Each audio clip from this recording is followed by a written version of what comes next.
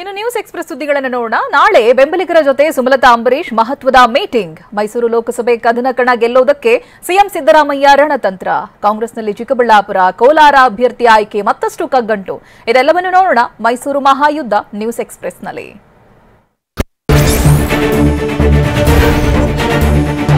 BJP JDS ಮೈತ್ರಿಯಿಂದ ನಾವು 3 ಕ್ಷೇತ್ರಗಳನ್ನು ಗೆಲ್ತೇವೆ ಅಂತ ಬೆಂಗಳೂರಿನಲ್ಲಿ ಮಾಜಿ ಸಿಎಂ ಎಚ್ಡಿಕೆ ಹೇಳಿದ್ದಾರೆ. ಮಂಡ್ಯ, ಹಾಸನ, ಕೋಲಾರ ಕ್ಷೇತ್ರಗಳಲ್ಲಿ ಮೈತ್ರಿ ಅಭ್ಯರ್ಥಿ ಗೆಲ್ಲಲಿದ್ದಾರೆ. ದೇಶದೆಲ್ಲೆಡೆ ನರೇಂದ್ರ ಮೋದಿ ಅಲೆ ಇದೆ. ರಾಜ್ಯದಲ್ಲಿ ಮೈತ್ರಿ ಅಭ್ಯರ್ಥಿ ಗೆಲ್ತಾರೆ ಅಂತ ಮಾಜಿ ಸಿಎಂ ಕುಮಾರಸ್ವಾಮಿ ಹೇಳಿದ್ದಾರೆ. ಕೋಲಾರದಲ್ಲಿ ಈಗಾಗಲೇ ನಾವು ಮೊದಲನೇ ಒಂದು ಶಾರ್ಟ್ ಲಿಸ್ಟ್ 3 ಜನರ ಹೆಸರುಗಳನ್ನು ಶಾರ್ಟ್ ಲಿಸ್ಟ್ ಮಾಡಿದ್ವಿ. ಕೋಲಾರ ಕ್ಷೇತ್ರಕ್ಕೆ ಮಲ್ಲೇಶ್ ಬಾಬು ಜೆಡಿಎಸ್ ಅಭ್ಯರ್ಥಿ ಅಂತ ಹಾಸನದಲ್ಲಿ ಜೆಡಿಎಸ್ ವರಿಷ್ಠ ಎಚ್ಡಿ ದೇವೇಗೌಡ ಘೋಷಣೆ ಮಾಡಿದ್ರು. ಮಂಡ್ಯ ಕ್ಷೇತ್ರದ ಜನ ಎಚ್ಡಿಕೆಯನ್ನ ಬಿಡ್ತಾನೇ ಇಲ್ಲ, ನೀವೇ ಸ್ಪರ್ಧಿಸಿ ಅಂತಿದ್ದಾರೆ. ಇಂದಿನ ಕೋರ್ ಕಮಿಟಿ ಸಭೆಯಲ್ಲೂ ನೀವೇ ಸ್ಪರ್ಧಿಸಬೇಕು ಅಂದಿದ್ದಾರೆ ಅಂತ ಮಾಜಿ ಪ್ರಧಾನಿ ಎಚ್ಡಿ ದೇವೇಗೌಡ ಹೇಳಿದ್ರು. ಪ್ರಶ್ನೆ ಇಲ್ಲ, ನಮ್ಮ ಹುಡುಗ ಹೆಸರು ಏನು,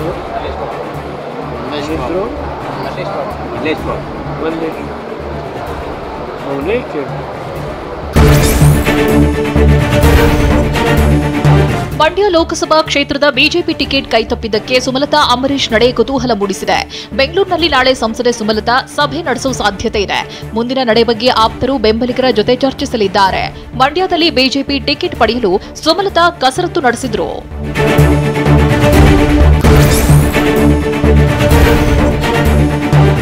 ಮೈಸೂರು ಲೋಕಸಭೆ ಕದನ ಗೆಲ್ಲುವುದಕ್ಕೆ ಸಿಎಂ ಸಿದ್ದರಾಮಯ್ಯ ಪಣ ತೊಟ್ಟಿದ್ದಾರೆ. ಮೈಸೂರು ರೆಸಾರ್ಟ್ನಲ್ಲಿ ಕೂತು ಸಿಎಂ ಸಿದ್ದರಾಮಯ್ಯ ತಂತ್ರ ರೂಪಿಸುತ್ತಿದ್ದಾರೆ. ಮಾಜಿ ಸಿಎಂ ಯಡಿಯೂರಪ್ಪ ಆಪ್ತ ಎಚ್ವಿ ರಾಜೀವ್ನನ್ನ ಕಾಂಗ್ರೆಸ್ಗೆ ಸೆಳೆಯುವಲ್ಲಿ ಯಶಸ್ವಾಗಿದ್ದಾರೆ. ವೀರಶೈವ ಮತ ಕ್ರೋಢೀಕರಣಕ್ಕೂ ಸಿಎಂ ಪ್ಲಾನ್ ಮಾಡಿದ್ದಾರೆ.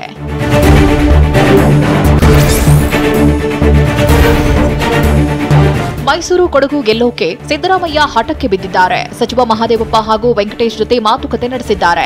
ಇಬ್ಬರು ಸಚಿವರನ್ನ ರೆಸಾರ್ಟ್ಗೆ ಕರೆಸಿಕೊಂಡು ಚರ್ಚಿಸಿದ್ದಾರೆ. ಚುನಾವಣೆ ಮುಗಿಯೋ ತನಕ ಕ್ಷೇತ್ರ ಬಿಟ್ಟು ಹೋಗಬಾರದು, ಊರಿನ ಕ್ಷೇತ್ರದ ಹೊಣೆಗಾರಿಕೆ ಹೊರಬೇಕು, ಅಭ್ಯರ್ಥಿ ಜೊತೆ ಮತಬೇಟೆಗೆ ಎಲ್ಲರೂ ಮುಂದಾಗಬೇಕು ಅಂತ ಪಾಠ ಮಾಡಿದ್ದಾರೆ.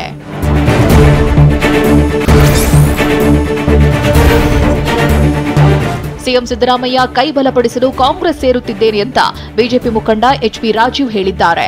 ಮೈಸೂರಿನಲ್ಲಿ ಟಿವಿ9 ಜೊತೆ ಮಾತನಾಡಿದ ರಾಜೀವ್, ಸಿಎಂ ಜನಪರ ಕಾರ್ಯಕ್ರಮ ಮೆಚ್ಚಿ ಕಾಂಗ್ರೆಸ್ ಸೇರುತ್ತಿದ್ದೇನೆ. ನಾಳಿನ ಕಾರ್ಯಕ್ರಮಕ್ಕೆ ಸೋಮಶೇಖರ್ಗೆ ಆಹ್ವಾನ ನೀಡಿದ್ದೇನೆ ಅಂತ ರಾಜೀವ್ ಹೇಳಿದರು. ನನಗನ್ನಿಸ್ತು, ಪ್ರೇರಣೆ ಆಯಿತು. ಅವ್ರು ನಾಳೆ ಬರಲಿ ಅನ್ನುವಂಥ ವಿಶ್ವಾಸಕ್ಕಾಗಿ ನಮ್ಮ ಮೈಸೂರಿನ ಮುಖಾಂತರ ಕರೆ ಹೋಗಲಿ ಅಂತ ಅವ್ರ ಫೋಟೋಗಳನ್ನ ನಮ್ಮ ಮಿತ್ರಗಳು ಅವರ ಅಡ್ವರ್ಟೈಸ್ಮೆಂಟ್ಲಿ ಹಾಕ್ಕೊಂಡಿದ್ದಾರೆ. ಮುಂದಿನ ದಿನಗಳಲ್ಲಿ ಅದು ಸಾಕಾರ ಆಗುತ್ತೆ ಅನ್ನುವಂಥ ವಿಶ್ವಾಸ ನನಗೂ ಅನಿಸ್ತಾ ಇದೆ.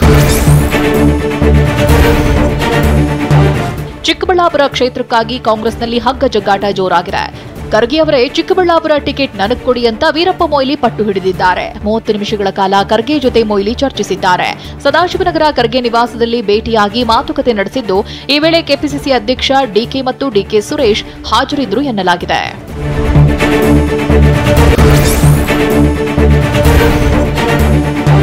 ಚಿಕ್ಕಬಳ್ಳಾಪುರ ಕ್ಷೇತ್ರದಲ್ಲಿ ಟಿಕೆಟ್ಗಾಗಿ ಕಾಂಗ್ರೆಸ್ನಲ್ಲಿ ಲಾಬಿ ಜೋರಾಗಿದೆ.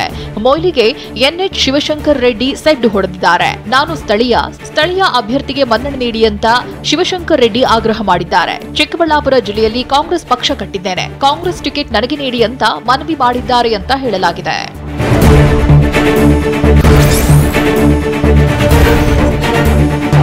ಕೋಲಾರ ಲೋಕಸಭೆ ಟಿಕೆಟ್ಗೆ ಕಾಂಗ್ರೆಸ್ನಲ್ಲಿ ಕದನ ಮತ್ತಷ್ಟು ತಾರಕಕ್ಕೇರಿದೆ. ಸಿಎಂ ಡಿಸಿಎಂ ಎದುರೇ ಸಚಿವ ಮುನಿಯಪ್ಪ ಹಾಗೂ ರಮೇಶ್ ಕುಮಾರ್ ಕಿತ್ತಾಡಿಕೊಂಡಿದ್ದಾರೆ ಎನ್ನಲಾಗಿದೆ. ಸಿಟ್ಟಿನಿಂದಲೇ ರಮೇಶ್ ಕುಮಾರ್ ಹೊರಗೆ ಬಂದಿದ್ರಂತೆ. ಹೀಗಾಗಿ ಕೋಲಾರ ಅಭ್ಯರ್ಥಿ ಆಯ್ಕೆಯನ್ನ ಹೈಕಮಾಂಡ್ಗೆ ಬಿಡಲಾಗಿದೆ. ಕೋಲಾರ ಕೈ ಅಭ್ಯರ್ಥಿ ಯಾರಾಗ್ತಾರೆ ಅನ್ನೋದು ಕುತೂಹಲ ಮೂಡಿಸಿದೆ.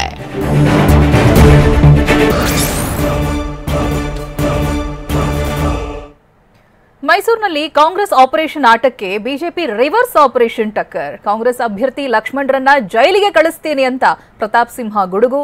ಬಿಜೆಪಿ ಟಿಕೆಟ್ ಘೋಷಣೆ ನಡುವೆ ಬಂಡಾಯದ ಬೆಂಕಿ ದಗದಗ. ಇದೆಲ್ಲವನ್ನು ನೋಡೋಣ ಬಿಜೆಪಿ ರಣತಂತ್ರ ನ್ಯೂಸ್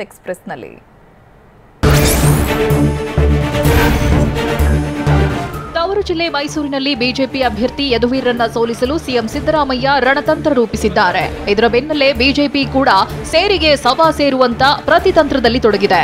ಕಾಂಗ್ರೆಸ್ನ ಆಪರೇಷನ್ಗೆ ತಿರುಗೇಟು ಕೊಡಲು ಮುಂದಾಗಿದ್ದು ಹಲವು ಕಾಂಗ್ರೆಸ್ ನಾಯಕರನ್ನ ಸೆಳೆಯಲು ಬಿಜೆಪಿ ಮುಂದಾಗಿದೆ. ರಿವರ್ಸ್ ಆಪರೇಷನ್ ಮೂಲಕ ಕಾಂಗ್ರೆಸ್ಗೆ ಟಕ್ಕರ್ ಕೊಡಲು ಬಿಜೆಪಿ ಮೆಗಾ ಪ್ಲಾನ್ ಮಾಡಿದೆ.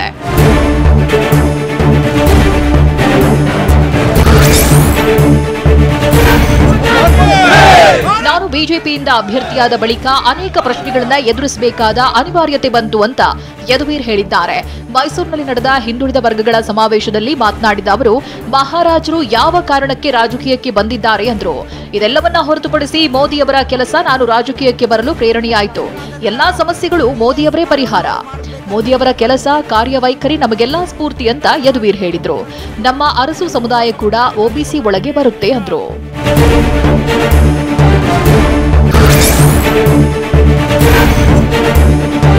ಮೈಸೂರು ಕೊಡಗು ಕಾಂಗ್ರೆಸ್ ಅಭ್ಯರ್ಥಿ ಲಕ್ಷ್ಮಣರನ್ನ ಜೈಲಿಗೆ ಕಳಿಸುತ್ತೇನೆ ಅಂತ ಬಿಜೆಪಿ ಸಂಸದ ಪ್ರತಾಪ್ ಸಿಂಹ ಹೇಳಿದ್ದಾರೆ. ಮೈಸೂರಿನಲ್ಲಿ ಮಾತನಾಡಿದ ಬಿಜೆಪಿ ಸಂಸದ ಪ್ರತಾಪ್ ಸಿಂಹ, ಇಷ್ಟು ದಿನ ಒಕ್ಕಲಿಗ ಮುಖಂಡರಿಗೆ ಅವಹೇಳನ ಮಾಡಿದ ಮನುಷ್ಯ ಈಗ ತಾನು ಒಕ್ಕಲಿಗ ಅಂತ ಹೇಳ್ತಿದ್ದಾರೆ.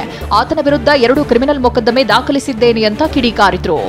ಮಾತೆತ್ತರ ಸಭೆ ಸಮಾರಂಭದಲ್ಲಿ ಯಾರ್ಯಾರು ಒಕ್ಕಲಿಗ ಲೀಡರ್ಗಳಿದ್ರು, ಅದು ಎಚ್ ಡಿ ದೇವೇಗೌಡರು ಇರ್ಬೋದು, ಕುಮಾರಣ್ಣ ಇರ್ಬೋದು, ಸದಾ ನಿಂದಿಸುವಂತ ಕೆಲಸವನ್ನು ಮಾಡಿದ. ನನ್ನ ಬಗ್ಗೆ ಅವಹೇಳನಕಾರಿಯಾಗಿ ಮಾತಾಡ್ತಿದ್ದ ಮನುಷ್ಯ ವೈಯಕ್ತಿಕವಾಗಿ ದಾಳಿ ಮಾಡುವಂಥದ್ದು. ಹಾಗಾಗಿ ಕೋರ್ಟ್ಗೆ ಹೋಗಿ ಕೋರ್ಟ್ PCR ಹಾಕಿದ್ರೆ ಪ್ರೈವೇಟ್ ಕಂಪ್ಲೇಂಟ್ ರಿಜಿಸ್ಟರ್ ಮಾಡಿದ್ದೇನೆ, ಬರೆದಿಟ್ಕೊಳ್ಳಿ. ಆ ಮನುಷ್ಯ ನಾನು ಒಳಗಡೆ ಕಳಿಸ್ತೀನಿ. ಮೈಸೂರಿನಲ್ಲಿ ಯದುವೀರನ್ನ ಮಣಿಸಲು ಕಾಂಗ್ರೆಸ್ ಮಾಸ್ಟರ್ ಪ್ಲಾನ್ ಮಾಡಿದೆ. ಕಳೆದ 3 ದಿನಗಳಿಂದ ಸಿಎಂ ಸಿದ್ದರಾಮಯ್ಯ ಮೈಸೂರಿನಲ್ಲೇ ಠಿಕಾಣಿ ಹೂಡಿದ್ದು ಬಿಜೆಪಿ ನಾಯಕರನ್ನ ಕಾಂಗ್ರೆಸ್ಗೆ ಸೆಳೆಯಲು ಪ್ಲಾನ್ ಮಾಡಿದ್ದಾರೆ. ನಾಳೆ ಬಿಎಸ್ವೈ ಬೆಂಬಲಿಗ ರಾಜೀವ್ ಸೇರಿ ಹಲವರು ಕಾಂಗ್ರೆಸ್ ಸೇರ್ಪಡೆಯಾಗಲಿದ್ದಾರೆ. ಡಿಸಿಎಂ ಡಿಕೆ ಶಿವಕುಮಾರ್ ಸಮ್ಮುಖದಲ್ಲೇ ಹಲವರು ಕಾಂಗ್ರೆಸ್ ಸೇರುತ್ತಿದ್ದಾರೆ.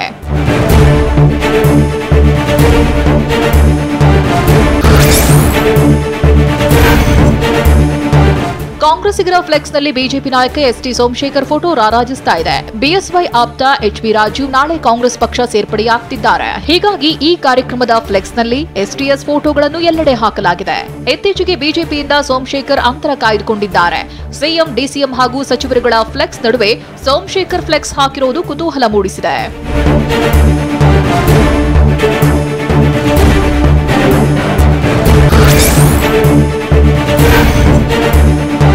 ಸಿಎಂ ಸಿದ್ದರಾಮಯ್ಯ ಕೈ ಬಲಪಡಿಸಲು ಕಾಂಗ್ರೆಸ್ ಸೇರುತ್ತಿದ್ದೇನೆ ಅಂತ ಬಿಜೆಪಿ ಮುಖಂಡ ಎಚ್ಬಿ ರಾಜೀವ್ ಹೇಳಿದ್ದಾರೆ. ಮೈಸೂರಿನಲ್ಲಿ ಟಿವಿ9 ಜೊತೆ ಮಾತನಾಡಿದ ರಾಜೀವ್, ಸಿಎಂ ಜನಪರ ಕಾರ್ಯಕ್ರಮ ಮೆಚ್ಚಿ ಕಾಂಗ್ರೆಸ್ ಸೇರುತ್ತಿದ್ದೇನೆ. ಬಿಜೆಪಿ ಶಾಸಕ ಎಸ್ಟಿ ಸೋಮಶೇಖರ್ ನನಗೆ ಆತ್ಮೀಯರು. ಎಸ್ಟಿಎಸ್ ಆತ್ಮೀಯರಾಗಿದ್ದಕ್ಕೆ ಫ್ಲೆಕ್ಸ್ನಲ್ಲಿ ಫೋಟೋ ಹಾಕಿದ್ದಾರೆ. ನಾಳಿನ ಕಾರ್ಯಕ್ರಮಕ್ಕೆ ಸೋಮಶೇಖರ್ಗೆ ಆಹ್ವಾನ ನೀಡಿದ್ದೇನೆ ಅಂತ ರಾಜೀವ್ ಹೇಳಿದರು.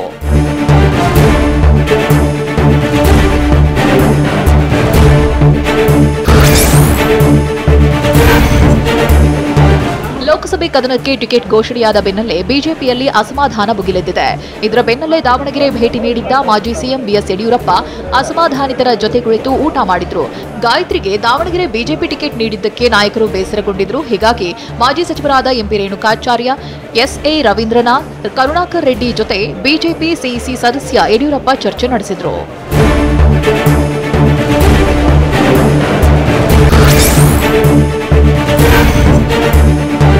ಭಾರಿ ವಿರೋಧದ ಮಧ್ಯೆಯೂ ಟಿಕೆಟ್ ಘೋಷಣೆಯಾದ ಬೆನ್ನಲ್ಲೇ ನಾಳೆ ಬೆಳಗಾವಿಗೆ ಜಗದೀಶ್ ಶೆಟ್ಟರ್ ಎಂಟ್ರಿ ಕೊಡ್ತಿದ್ದಾರೆ. ಮೊದಲ ದಿನವೇ ಶೆಟ್ಟರ್ಗೆ ಮಾಜಿ ಸಿಎಂ ಬಿಎಸ್ ಯಡಿಯೂರಪ್ಪ ಸಾಥ್ ನೀಡಲಿದ್ದಾರೆ. ಬೆಳಗಾವಿ ಲೋಕಸಭೆಯಲ್ಲಿ ಲಿಂಗಾಯತ ಮರಾಠ ಮತಗಳು ನಿರ್ಣಾಯಕವಾಗಿದ್ದು, ಇಡೀ ದಿನ ಬೆಳಗಾವಿಯಲ್ಲಿ ಇದ್ದುಕೊಂಡು ಶೆಟ್ಟರ್ ಪರ ಬಿಎಸ್ವೈ ರಣತಂತ್ರ ರೂಪಿಸಲಿದ್ದಾರೆ.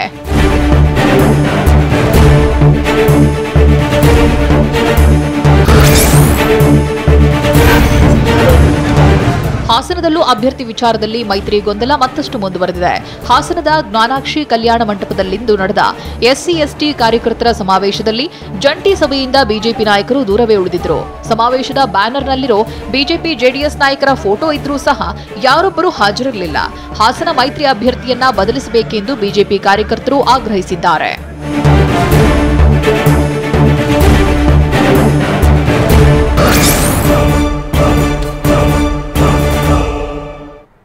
ಮೋದಿ ಅಂತ ಘೋಷಣೆ ಕೂಗೋರ ಕಪಾಳಕ್ಕೆ ಹೊಡಿಬೇಕು ಎಂದ ತಂಗಡಗಿ ವಿರುದ್ಧ ಬಿಜೆಪಿ ಆಕ್ರೋಶ.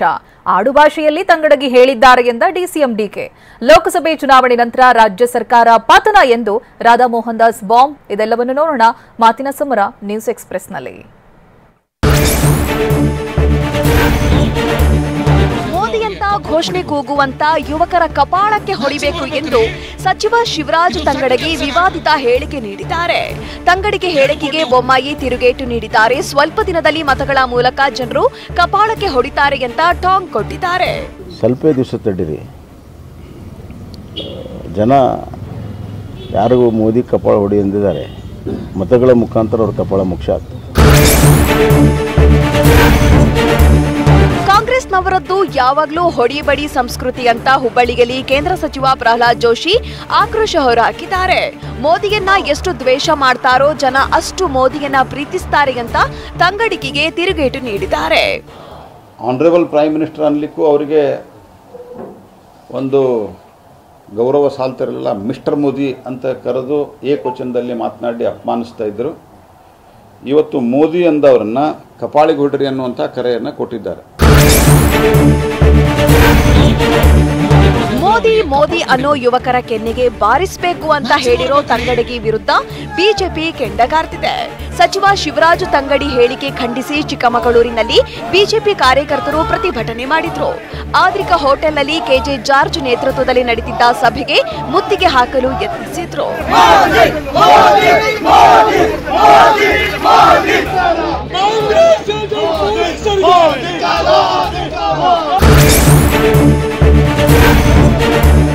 ಮೋದಿ ಮೋದಿ ಅಂತ ಘೋಷಣೆ ಕೂಗೋ ಯುವಕರ ಕೆನ್ನೆಗೆ ಬಾರಿಸಬೇಕು ಎಂದು ಸಚಿವ ಶಿವರಾಜ್ ತಂಗಡಿಗೆ ಹೇಳಿಕೆಯನ್ನ ಡಿಸಿಎಂ ಡಿಕೆ ಸಮರ್ಥಿಸಿಕೊಂಡಿದ್ದಾರೆ. ನಾಡ ಭಾಷೆಯಲ್ಲಿ ತಂಗಡಿಗೆ ಮಾತನಾಡಿದ್ದಾರೆ ಅಷ್ಟೇ, ಅದು ಏನ್ ದೊಡ್ಡದಲ್ಲ ಅಂತ ಶೃಂಗೇರಿಯಲ್ಲಿ ಡಿಕೆ ಶಿವಕುಮಾರ್ ಹೇಳಿದ್ರು. ಏನೋ ಒಡಿ ಬಡಿ ಏನೋ ಕಪಾಲ ಕೊಡಿರಿ ಅಂತ ಏನೋ ಒಂದು ನಾಡ ಭಾಷೆಯಲ್ಲಿ ಮಾತಾಡಿರ್ಬೋದು ಅಷ್ಟೇ, ಅದೇನು ದೊಡ್ಡದಲ್ಲ. ಅಪ್ಪನಿಗೆ ಹುಟ್ಟಿದ್ರೆ ಕಪಾಳಕ್ಕೆ ಹೊಡೆಯಿರಿ ಅಂತಿದ್ದೆ ಎಂದ ಸಿಟಿ ರವಿ ವಿರುದ್ಧ ಶಿವರಾಜ್ ತಂಗಡಗಿ ಕೆಂಡ ಕಾರಿದ್ದಾರೆ. ಸಿಟಿ ರವಿ ಮಾತನಾಡಿದ್ದು ಅಸಂಬದ್ಧ. ನಿಮಗೆ ಉತ್ತರ ಬೇಕಾದ್ರೆ ನಮ್ಮ ತಾಯಿಯನ್ನ ಬಿಜೆಪಿ ಕಚೇರಿಗೆ ಕರ್ಕೊಂಡು ಬರ್ತೀನಿ ಕೇಳಿ. ಹುಟ್ಟಿದ್ದು ನನ್ನ ತಾಯಿಗೆ ಮಾತ್ರ ಗೊತ್ತಿರುತ್ತೆ ಅಂತ ತಿರುಗೇಟು ನೀಡಿದ್ದಾರೆ. ಇವತ್ತು ನನ್ನ ವಿರುದ್ಧ ಸ್ಟೇಟ್ಮೆಂಟ್ ಕೊಡುವಂತ ಸನ್ಮಾನ್ಯ ಸಿಟಿ ರವಿ ಅವರು ನನಗೊಂದು ಮಾತು ಹೇಳಿದ, ಅವ್ರ ಅಪ್ಪ ಹುಟ್ಟಿದ್ರೆ ಅಂತ. ನಾನು ಇದನ್ನು ಬಹಳ ಚೆನ್ನಾಗಿ ಕೇಳ್ತೀನಿ ಸಿಟಿ ರವಿಯವರೇ. ನನ್ನ ತಾಯಂದ್ರಿಗೆ ಗೊತ್ತಿರುತ್ತೆ, ನಿನ್ನ ತಾಯಂದ್ರಿಗೆ ಗೊತ್ತಿರುತ್ತೆ ಯಾರು ಹುಟ್ಟಿದ್ದಾರೆ ಅಂತ. ಅಷ್ಟು ಮಿಕ್ಕಿ ಹುಟ್ಟಿದ್ದ ಬೇಕು ಅಂತ ನಿಮ್ಮ ತಲೆಯಾಗಿದ್ರೆ ನನ್ನ ತಾಯಿನ ಕರ್ಕೊಂಡ್ ಬರ್ತೀನಿ ಬಿಜೆಪಿ ಪಕ್ಷದ ಆಫೀಸಿಗೆ. ಎಂದು ಡೇಟ್ ಕೊಡ್ತೀರಿ ಕೊಡ್ರಿ. ಬೆಳಗಾವಿ ಬಿಜೆಪಿ ಅಭ್ಯರ್ಥಿಯಾಗಿ ಶೆಟ್ಟರ್ ಸ್ಪರ್ಧೆ ಮಾಡ್ತಿರೋದಕ್ಕೆ ಲಕ್ಷ್ಮಣ ಸವದಿ ಟಾಂಗ್ ಕೊಟ್ಟಿದ್ದಾರೆ. ಶೆಟ್ಟರ್ ಅವರನ್ನ ಹರಕೆ ಕುರಿ ಮಾಡಲು ಅಭ್ಯರ್ಥಿ ಮಾಡಿದ್ದಾರೆ ಅಂತ ಅಥಣಿಯಲ್ಲಿ ಟಿವಿ 9ಗೆ ಶಾಸಕ ಲಕ್ಷ್ಮಣ ಸವದಿ ಹೇಳಿದ್ರು.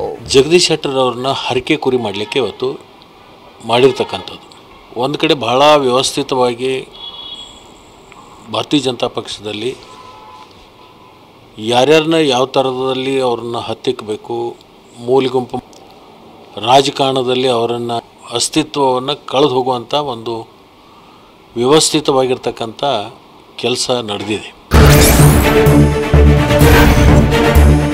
ಕಾಂಗ್ರೆಸ್ನಿಂದ ಸ್ಪರ್ಧಿಸಿದ್ರೆ ಗೆಲ್ಲಲ್ಲ, ಅದಕ್ಕೆ ಮಂತ್ರಿ ಮಕ್ಕಳನ್ನ ಕಣಕ್ಕಿಳಿಸಿದ್ದಾರೆ ಅಂತ ಹಾಸನದಲ್ಲಿ ರಾಧಾ ಮೋಹನ್ ದಾಸ್ ಲೇವಡಿ ಮಾಡಿದ್ರು. ಕಣಕ್ಕಿಳಿಸದಿದ್ರೆ ಸಚಿವ ಸಂಪುಟದಿಂದ ವಜಾ ಮಾಡೋದಾಗಿ ಸಿಎಂ धमकी ಹಾಕಿದ್ದಾರೆ ಅಂತ ಬಾಂಬ್ ಸಿಡಿಸಿದ್ರು. और अपने मंत्रिमंडल के सदस्यों को धमकी दी कि अगर तुम अपने बेटे बेटियों को चुनाव नहीं लड़ाओगे तो मंत्रिमंडल से निकाल देंगे. आज मंत्रिमंडल से निकाले जाने के डर से उनके बच्चे चुनाव लड़ रहे हैं. ಲೋಕಸಭೆ ಚುನಾವಣೆ ನಂತರ ರಾಜ್ಯ ಸರ್ಕಾರವೇ ಪತನವಾಗಲಿದೆ ಅಂತ ಹಾಸನದಲ್ಲಿ ರಾಧಾ ಮೋಹನ್ ದಾಸ್ ಅಗರ್ವಾಲ್ ಹೇಳಿದ್ದಾರೆ. ರಾಜ್ಯದಲ್ಲಿ 28ಕ್ಕೆ 28 ಸ್ಥಾನ ಗೆದ್ದು ಮೋದಿಗೆ ಅರ್ಪಿಸುತ್ತೇವೆ ಅಂತ ಹೇಳಿದ್ದಾರೆ. सिद्धारमैया और शिव कुमार की आपस के जो झगड़े हैं वो भाजपा से कम हैं, आपस में ज्यादा हैं. हम किसी ऐसी सरकार को क्यों गिराएं, क्यों गिराने की बदनामी लें जो खुद ही गिर जाएगी. ಮೇ 7ರಂದು ಸುರಪುರ ವಿಧಾನಸಭಾ ಕ್ಷೇತ್ರದ ಉಪಚುನಾವಣೆ ನಡೆಯಲಿದೆ. ರಾಜಗೌಡಗೆ ಭಾರತೀಯ ಜನತಾ ಪಾರ್ಟಿ ಟಿಕೆಟ್ ಘೋಷಿಸಿದೆ. ಬೈ ಎಲೆಕ್ಷನ್ ಅಖಾಡದಲ್ಲಿ ಇಳಿಯಲು ರಾಜಗೌಡ ಸಜ್ಜಾಗಿದ್ದಾರೆ. 2023ರ ವಿಧಾನಸಭೆ ಚುನಾವಣೆಯಲ್ಲಿ ರಾಜಗೌಡ ಸೋತಿದ್ರು. ಸುರಪುರ ಶಾಸಕ ರಾಜ ವೆಂಕಟಪ್ಪ ನಾಯಕ ನಿಧನದಿಂದ ಸ್ಥಾನ ತೆರವಾಗಿತ್ತು. ತೆರವಾಗಿದ್ದ ಸ್ಥಾನಕ್ಕೆ ಮೇ 7ರಂದು ಮತದಾನ ನಡೆಯಲಿದೆ.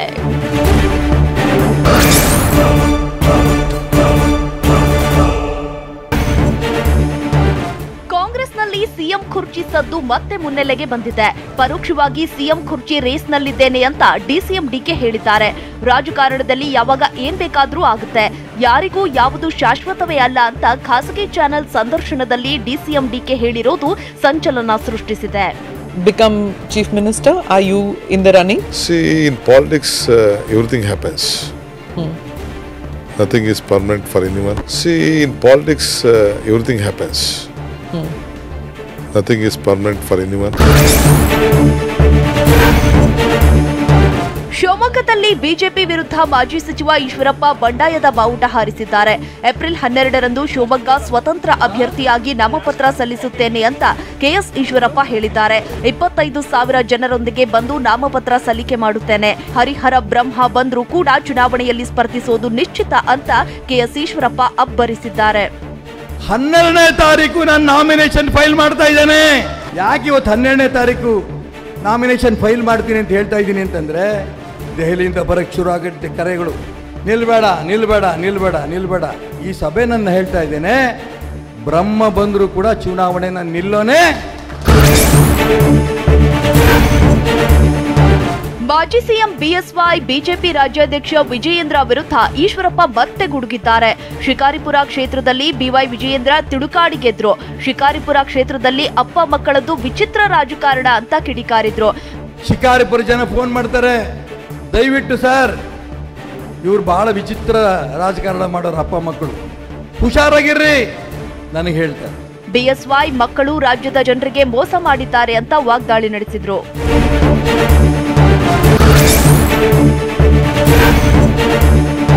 ಕಾಂಗ್ರೆಸ್ ಸೇರುತ್ತೇನೆ ಎಂದು ಅವರಿಗೆ ಅರ್ಜಿ ಕೊಡಲು ಹೋಗಿಲ್ಲ ಅಂತ ಉತ್ತರ ಕನ್ನಡ ಜಿಲ್ಲೆ ಶಿರಸಿಯಲ್ಲಿ ಶಾಸಕ ಹೆಬ್ಬಾರ್ ಹೇಳಿದ್ರು. ನಾನು ಕಾಂಗ್ರೆಸ್ ಸೇರುತ್ತೇನೋ ಇಲ್ಲವೋ ಅನ್ನೋದನ್ನ ಹೇಳ್ತೇನೆ. ಅಂತರ ಕಾಯ್ದುಕೊಳ್ಳುವ ಸಂದರ್ಭ ಬಂದಾಗ ಕಾಯ್ದುಕೊಳ್ಬೇಕು. ಯಾವುದೇ ರಾಜಕೀಯ ಪಕ್ಷಗಳು ಯಾರಿಗೂ ಗುತ್ತಿಗೆ ಕೊಟ್ಟಿಲ್ಲ ಅಂದ್ರು.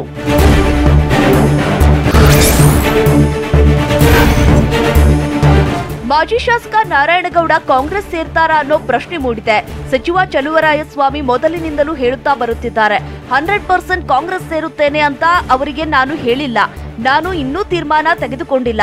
ನನ್ನ ಕೆಲಸಗಳನ್ನ ಅವರು ಮಾಡಿಕೊಟ್ಟಿದ್ದಾರೆ ಅಂತ ಹೇಳಿದ್ದಾರೆ. ಅವ್ರು ಕರೀತಾ ಇದ್ದಾರೆ, ವೆಲ್ಕಮ್ ಮಾಡ್ತಾ ಇದ್ದಾರೆ, ಅದ್ರ ಬಗ್ಗೆ ನನಗೆ ಗೌರವ ಇದೆ. ನಾವಿನ್ನೂ ತೀರ್ಮಾನ ತಗೊಂಡಿಲ್ಲ. ನಾನು 100% ಪಾರ್ಟಿ ಸೇರ್ತೀನಿ ಅಂತೇಳಿ ಅವ್ರಿಗೇನು ಹೇಳಿಲ್ಲ. 5 ಗ್ಯಾರಂಟಿ ಜಾರಿ ಮಾಡಿ ಕೊಟ್ಟ ಮಾತನ್ನ ಉಳಿಸಿಕೊಂಡಿದ್ದೇವೆ ಅಂತ ಡಿಸಿಎಂ ಡಿಕೆ ಶಿವಕುಮಾರ್ ಹೇಳಿದ್ದಾರೆ. ದಕ್ಷಿಣ ಕನ್ನಡ ಜಿಲ್ಲೆ ಬೆಳ್ತಂಗಡಿ ತಾಲೂಕಿನ ಶ್ರೀ ಕ್ಷೇತ್ರ ಧರ್ಮಸ್ಥಳದಲ್ಲಿ ಮಾತನಾಡಿದ ಡಿಕೆಶಿ, ನುಡಿದಂತೆ ನಡೆಯಲು ಆ ದೇವರು ಶಕ್ತಿ ಕೊಟ್ಟಿದ್ದಾನೆ. ಉಚಿತವಾಗಿ ಎಲ್ಲಾ ಮಹಿಳೆಯರು ಪ್ರಯಾಣ ಮಾಡ್ತಾ ಇದ್ದಾರೆ. ಎಲ್ಲರೂ ತೀರ್ಥಯಾತ್ರೆ ಧರ್ಮಯಾತ್ರೆ ಮಾಡುತ್ತಿದ್ದಾರೆ. ಇದಕ್ಕೆಲ್ಲ ಕಾರಣ ಆ ಜನ ಕೊಟ್ಟ ಶಕ್ತಿ ಅಂತ ಡಿಕೆ ಶಿವಕುಮಾರ್ ಹೇಳಿದ್ರು.